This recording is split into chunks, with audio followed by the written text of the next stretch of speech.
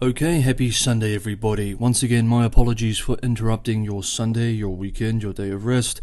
Just like last week, it seems there are just too many important stories and we need to just cover a few critical ones, particularly regarding financial developments in the People's Republic of China today, before we move on to new developments next week. If you enjoyed today's episode, don't forget to hit the like button. And as always, anyone who wants to go the extra mile and help keep China Update sustainable, help me continue making these episodes for you guys every day, including Sundays as it appears today.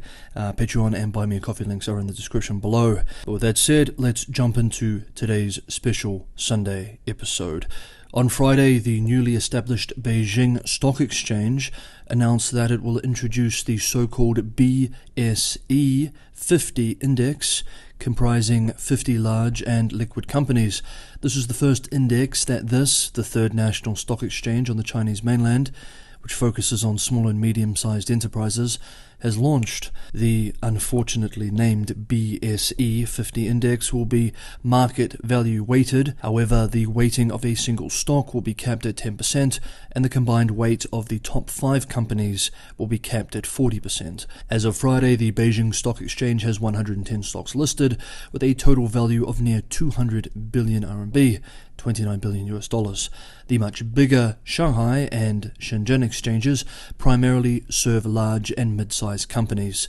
Meanwhile, on the same day, Chinese regulators announced that investors under the Qualified Foreign Institutional Investor (QFII) program can trade a range of commodity futures and options, including those for gold, copper, methanol, sugar, soybeans and others, listed on China's major derivative exchanges, a modest but notable and important opening of domestic capital markets to foreign investors. Stock index options will also be opened.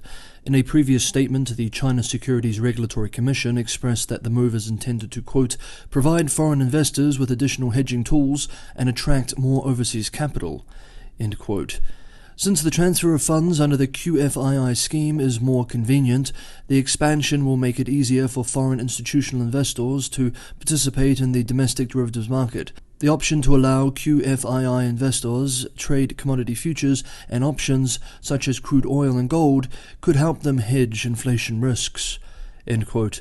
And speaking of Caixin, the Chinese financial outlet also on Friday published August data for its so-called Caixin New Economy Index, which measures labor, capital and technology inputs in 10 emerging industries relative to those used in all industries. The index is calculated in collaboration with the National School of Development at China's prestigious Peking University. The index saw a drop in August month-on-month, largely due to a decrease in labor investment. Last month, new economy industries accounted for 29.9% of China's overall economic input activities, down from 31.4% in July. The labor inputs subindex was down 2.8 points month-on-month. The technology input subindex was down 1.3 points month-on-month, and the subindex for capital inputs dropped a more modest 0.2 points month-on-month. Quote, of the 10 tracked industries, the new information technology industry remained the largest contributor in August. The contribution of the culture, sports and entertainment industry ranked second at 5 percentage points, end quote. And finally, for the economy, in a recently updated report published by the Ministry of Civil Affairs, Beijing officials warned that a crashing marriage rate and the closely connected birth rate is a threat to the economy and long-term national strength of the country, and if not reversed or managed well, could lead to a long-term economic collapse. New official data shows that last year, the number of marriages registered plunged 6.1% year-on-year, dropping to the lowest level reported in almost 4 decades. That is the lowest level since records were made public, with only 5.4 per 1,000 people getting married. The official data also shows that couples are now getting married at an older age on average, with a record 1 in 5 new marriages being between persons over 40 years of age. As we know, older couples typically have fewer children than younger families. The government report warns that less marriages means less children and accelerated aging. However, there is not much that can be done to reverse this trend, this generation or next.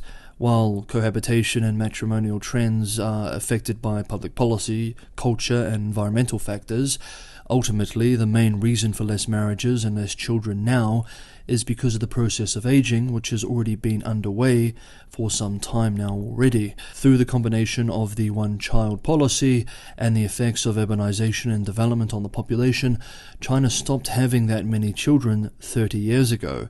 Now, 30 years later, we should not be surprised that there are not enough couples of childbearing age.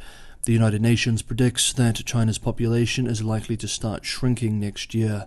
Some analysts believe that this process has already begun. Next up, as we have seen again and again, Peking University's Michael Pettis has a wonderful ability to articulate complex financial and economic processes in a condensed and accessible manner. I wanted to end today's video with his observations from this week about how the ongoing housing crisis and other crises are part of a longer-term transformation in China's economy, which very much touches too on the themes which we explored in yesterday's video. Quote, "The point isn't that China should reorient its economy away from the current over-reliance on investment and towards greater consumer spending. The point is that it will. It has no choice. China has been investing 40 to 50% of its GDP for decades. This is more than twice what the rest of the world invests. When China was a severely underinvested economy in the 1980s, 1990s, and early 2000s, this level of investment could be productively absorbed. But now that it has more investment for its level of development than any other major economy, China is destroying an increasing amount of its wealth by diverting it into investment that produces no net benefits to the economy. This leaves it with two immediate options. It can either reduce investment substantially, or it can continue, in which case debt must rise until the transfers required to service it are too great, and require unacceptable confiscations from the business and household sectors." He continues by saying that when that happens, it will be forced to stop investing, so that the eventual adjustment will come as a rapid and unwanted collapse in investment. This, of course, will cause GDP to contract sharply, but more than 100% of the contraction will occur on the investment side. Even though household income and consumption will also contract in such a brutal scenario, their shares of GDP will nonetheless rise relative to the greater contraction in investment. He argues that this is basically how the US rebalanced in the 1930s and Brazil in the early 1980s. He continues, quote, "That, of course, is a brutal adjustment and one that Beijing should want to avoid. The other way China can reorient its economy away from investment and towards greater consumption spending is by taking concrete demand-side steps to raise the share households retain of GDP. Beijing can do this indirectly by eliminating the hukou or subsidizing medical treatment, schooling, housing, and subway transportation, etc., or directly by raising wages, increasing pension payments, lowering VAT, value-added tax, raising income subsidies for children, etc. Beijing can manage these transfers slowly, like Japan did after 1990, or much more aggressively, although I cannot think of any historical case in which that happened." End quote. Okay, that is today's special Sunday episode of China Update. Thank you very much, everybody, for listening. Hope you enjoy the rest of your weekend, and I will see you tomorrow.